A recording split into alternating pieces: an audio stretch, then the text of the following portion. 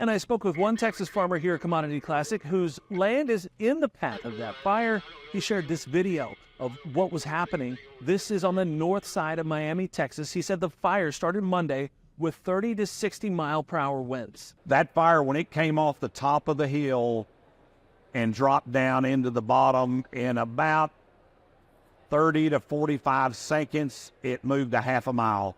It just blew it's just almost unbelievable how fast it came across us. Now, Spurlock says they had about 60 cows in the fire's path, but like other cattle producers in the area, they're still trying to assess the damage and the number of livestock lost.